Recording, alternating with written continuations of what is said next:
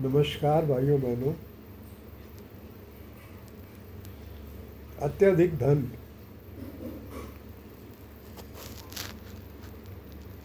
सामाजिक प्रतिष्ठा, राजनीति में भी प्रवेश कर गए, वहाँ की प्रतिष्ठा, अगर ये इच्छा मन में आ गई जिसके, तो इसको ये मान के चलो कि ईश्वर आप पर क्रोधित है, आपको दंड दे रहा है। लेकिन जब तक ये बात समझ में नहीं आती, इसको हम ईश्वर की कृपा मान के चलते हैं।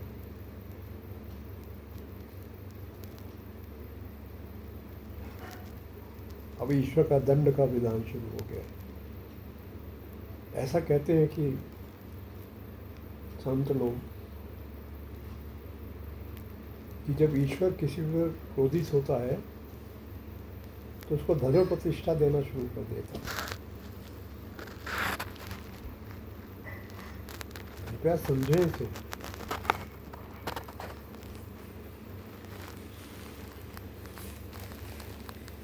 फिर एक अवसर बीच में आता है, ईश्वर फिर एक अवसर देता है यू टर्न का। अगर आपको जल्दी समझ में आ गया 25% 30% यात्रा करने के बाद कि हमारा मार्ग सही नहीं है, तो आपको एक अवसर मिलता है कि इसको बदलो। समाज सेवा करनी है तो सेवा भाव से करो।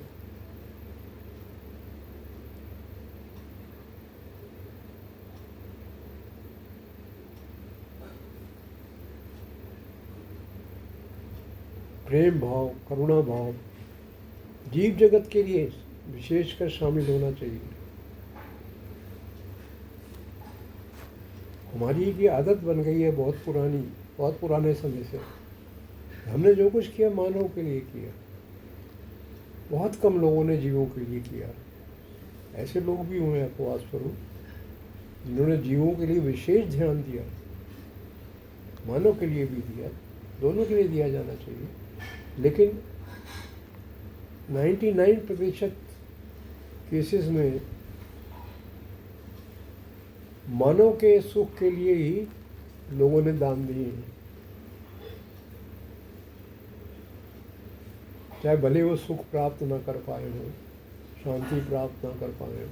लेकिन हमारे मन में ये बैठा हुआ कि हमारी जैसी शक्ल वाले लोग, दान उन्हीं के लिए किया जाना। ईश्वर से प्रेम बहुत बड़ा दान है। क्या कोई कर सका इसको?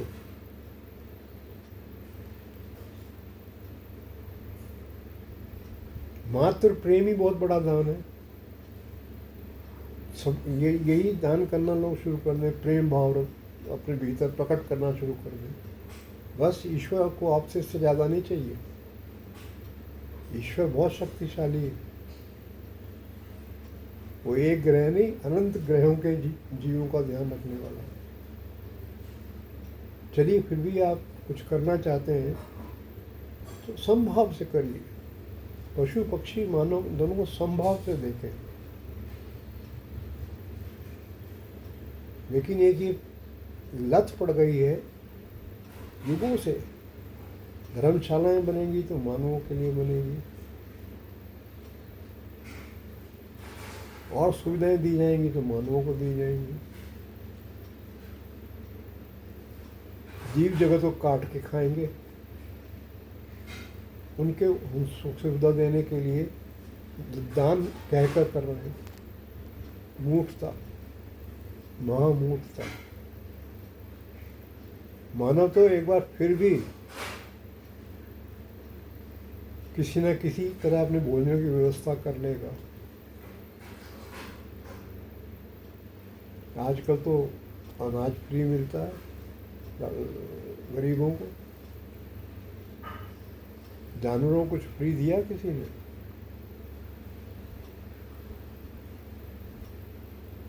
कोई रास्ता नहीं बचता था। आखिर भीख का रास्ता बचता है आदमी के पास, भीख मिल ही जाती है।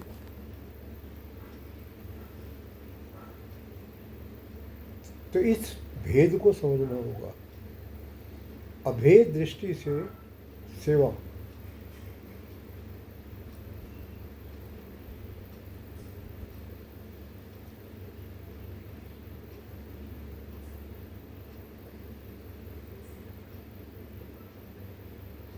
एक संत की कथा पढ़ रहा था मैं, बड़ा अच्छा लगा एक बिंदु मेरे को। तेलंग स्वामी थे, वो ज़्यादा 500-600 वर्ष हुए उनको संसार छोड़े।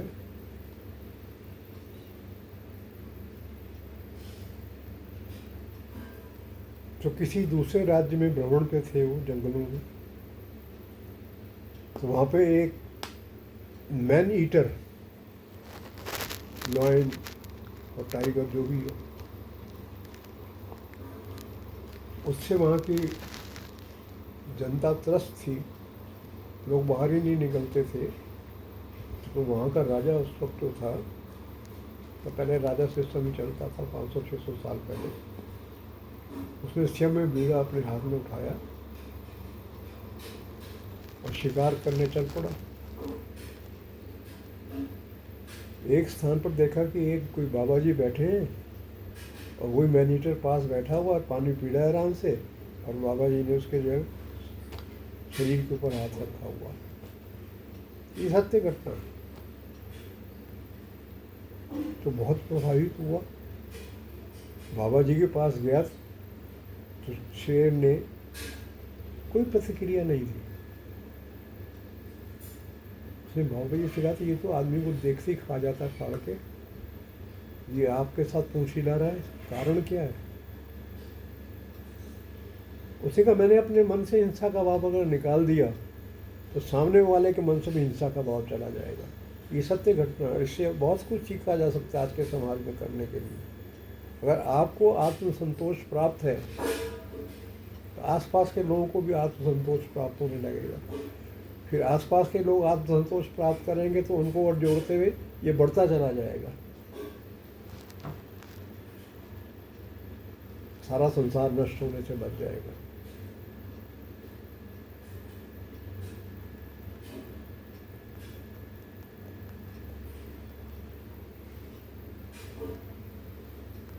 यही मानव धर्म है।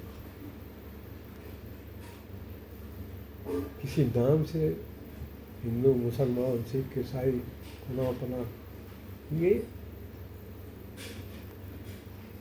धर्म नहीं है, कुछ भी धर्म नहीं है।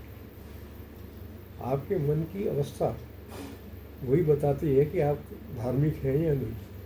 प्रेम भाव है तो आप धार्मिक हैं। वहाँ पे कोई भेद हो ही नहीं सकता। भेद होगा तो प्रेम प्रकट ही नहीं होगा।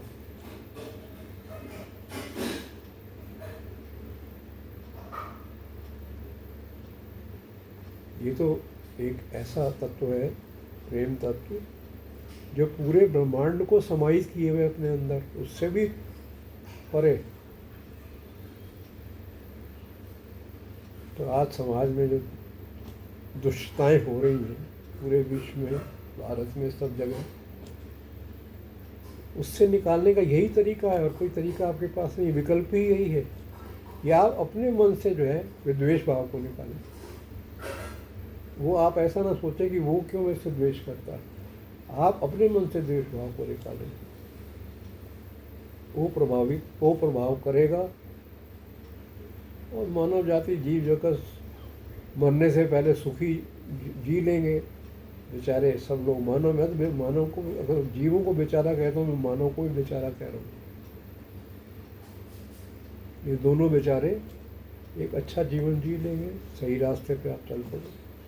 नहीं तो विनाश तो आप जानते ही हैं कि विनाश का, बीमारियों से घिरे हुए, अस्पतालों में पड़े हुए, इलाज हो नहीं पा रहा। फिर इलाज मानो मेडिकल साइंस परफेक्ट करती भी नहीं है। अभी कहाँ मेडिकल साइंस जो है इलाज की गहराई तक पहुंची है। कुछ लोगों का इलाज कर लेते हैं, वो सरल होते हैं, वो कर लेते हैं।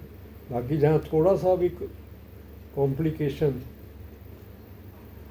हो तो मरीज को मार ही देते हैं। उनको तो अपनी फीस से ही मतलब रहता है। एक पेशेंट को मार दिया अपनी गलतियों से और चार्जेस उससे ले लिए 1 करोड़। ये हो रहा है दुनिया में।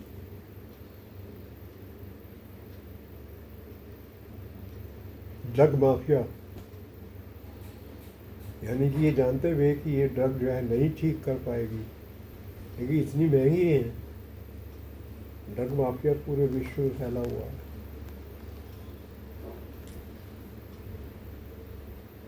चलिए मैं तो इशारा कर रहा हूँ, मेरे पास तो ऐसे उदाहरण है कहने के लिए कि सुपर स्पेशलिटी हॉस्पिटल ने अपनी मूर्खताओं से कैसे मरीजों को मारा। मेरी दृष्टि में तो हत्या है वो। और 60-70 लाख रुपए का बिल बैठ गया उसका। आपको बाहर नहीं निकलने देंगे, आपको बॉडी नहीं देंगे उसकी जब तक बिल आप नहीं चुकाएंगे। ये दशा है देखिए हम जिस समाज में हम जी रहे हैं उसकी। सोचिए, समझिए, विरोध कीजिए। किसी भी बड़े स्पेशल हॉस्पिटल में कोई गलती आपके सामने आती है तो छोड़िए मत उस हॉस्पिटल को,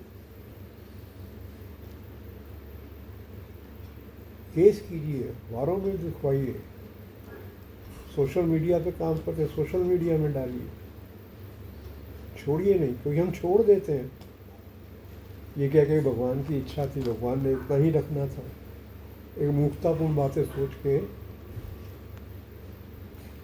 हम विशुद्ध कर्म के रास्ते से भटक जाते हैं।